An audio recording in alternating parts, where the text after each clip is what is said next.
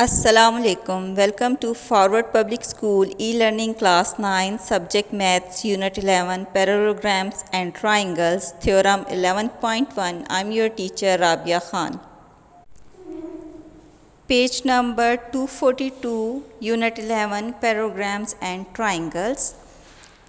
A polygon with four sides is called a quadrilateral. A parallelogram is a quadrilateral in which opposite sides are parallel.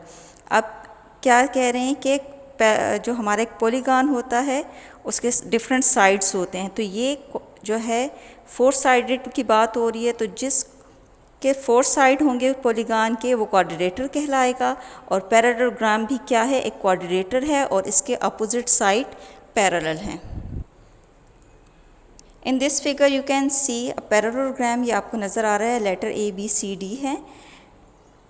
अब ये देखें, a parallelogram is a quadrilateral with the both pairs of opposite sides are parallel. अब ये देखें, ये parallelogram है, इसके opposite sides क्या हैं, पैरेलल है। द टर्म पैरेललोग्राम PQRS, यहाँ पे PQRS लिखा हुआ है बेटा, लेकिन ABCD भी रिप्रेजेंट करता है के पैरेललोग्राम को, और PQR भी, तो आप दोनों नेम्स लिख सकते हैं। तो पैरेललोग्राम PQRS भी लिख सकते हैं, can be written as PQRS, क्योंकि फोर साइडेड हैं तो PQRS फोर वर्टिसेस को आप रिप्रेजेंट करें तो वो भी पैरेललोग्राम को ही रिप्रेजेंट करेगा।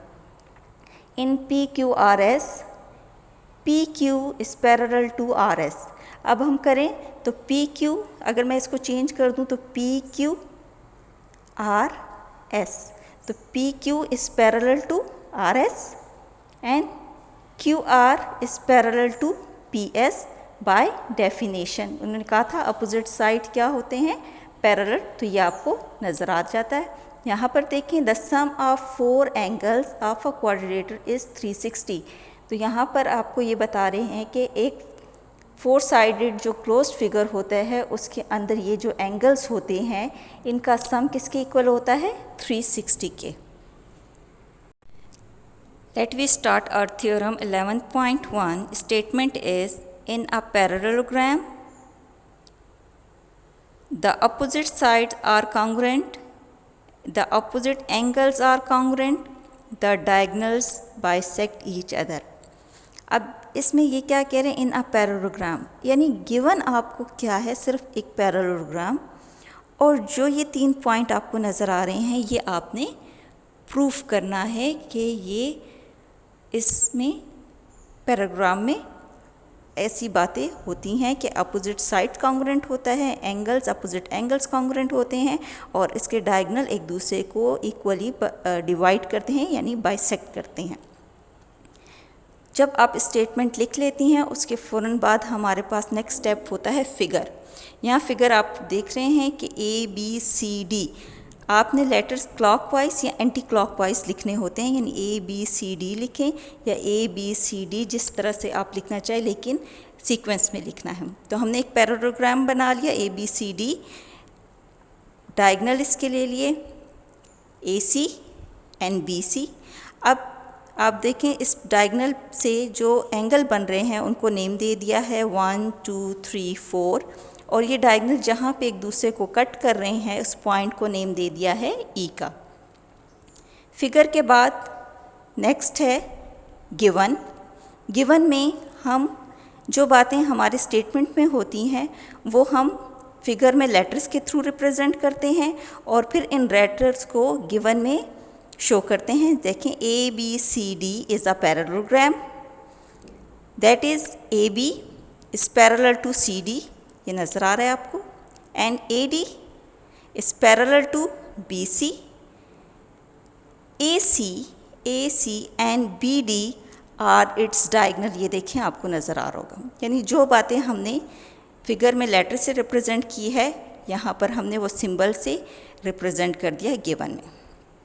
टू प्रूफ क्या करना था, जैसे यहाँ पे था, मैंने कहा था ना ये पॉइंट्स वाले अपोजिट साइड्स कौन कौन से हैं, AB is congruent to DC and AD congruent to BC।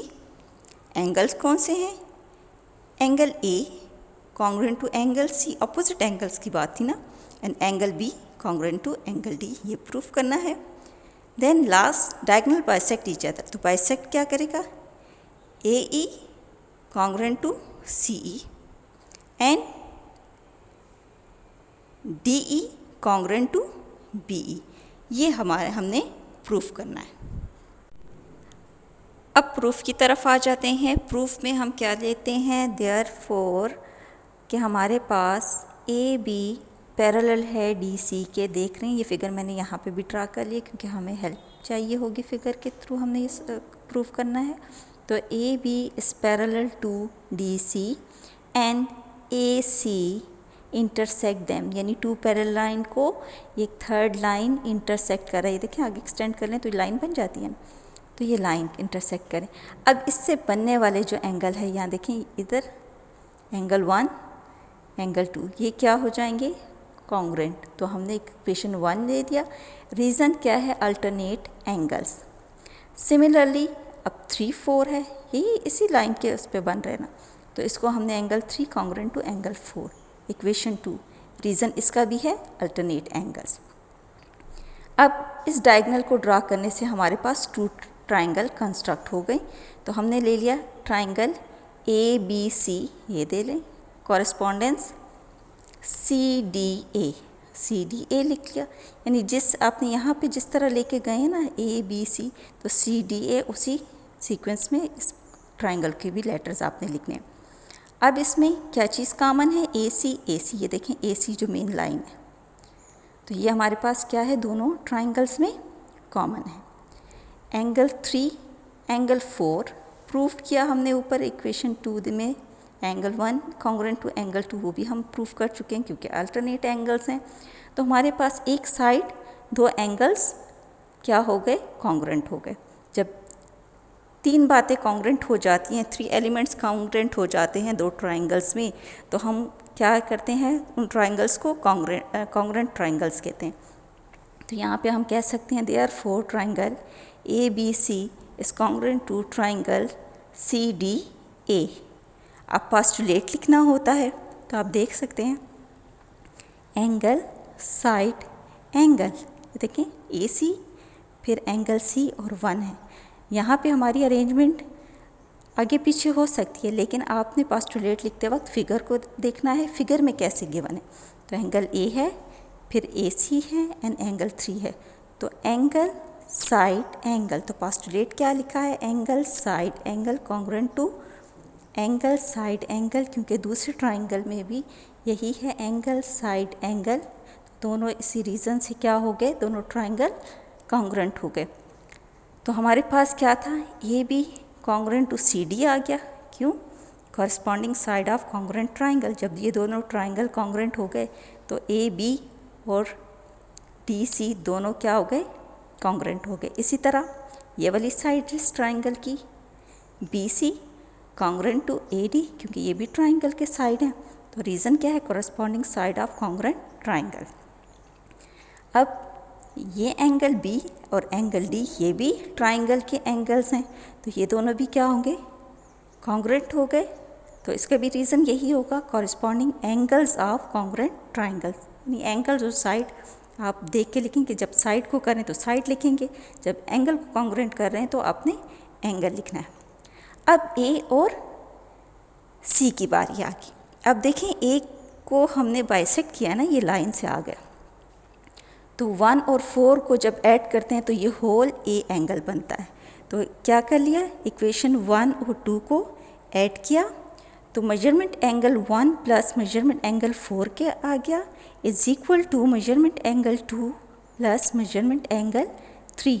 यानी जब दोनों इक्वेशन को हमने ऐड किया तो एंगल 1 और एंगल 4 ऐड होके कौन सा एंगल बनाते हैं, angle A, congruent to angle C, क्योंकि एंगल 2 और एंगल 3 मिलके कौन सा एंगल बनाते हैं, 3। तो हमारे पास ये दोनों एंगल्स भी क्या हो गए, कॉन्ग्रेंट हो गए, यानी दोनों साइड्स भी हमने कॉन्ग्रेंट कर लिए और जो एंगल अपोजिट एंगल्स थे उनको भी हमने कॉन्ग्रेंट प्रूव कर दिया। अब नेक्स्ट हमारी बारी है कि हमने ट्राइंगल्स जो हमारे पास जो पैरेललोग्राम है इसके जो डायगोनल हैं ये एक दूसरे को बाइसेक्ट करते हैं, ये बात हमने प्रूफ करनी है, तो इसके लिए हम ये वाले ट्राइंगल लेंगे ABE। अब ABE, ये E नज़र आ रहा है ना, मैंने लिखा हुआ था, तो ABE इस ट्राइंगल को ले रहे हैं और दूसरा ट्राइंगल किस कॉरस्पॉन्डिंग चेक कर रहे हैं, किस ट्राइंगल के साथ, CDE, यानी ये वाला पोर्शन। अब आपने देखा AB कॉन्ग्रुएंट टू DC है, ये हम प्रूफ कर चुके हैं ऊपर। Next angle 1 and angle 2 congruent है, ये भी हम प्रूफ कर चुके हैं। जो बातें हम पहले कर चुके हैं उसके लिए हम सिर्फ प्रूफ्ड लिखेंगे। Then angle AEB congruent to angle CED। अब ये देखें AEB एंड CED, तो आप देख रहे हैं ये अल्टरनेट एंगल्स हैं, सॉरी अल्टरनेट नहीं, वर्टिकल एंगल्स हैं, क्योंकि एक वर्टेक्स पे बन रहे हैं, ठीक है, और अपोजिट साइड है, तो वर्टिकल अपोजिट एंगल्स हैं ये। तो हमारे पास यहाँ पर 3 बातें फिर कॉन्ग्रुएंट आ गई।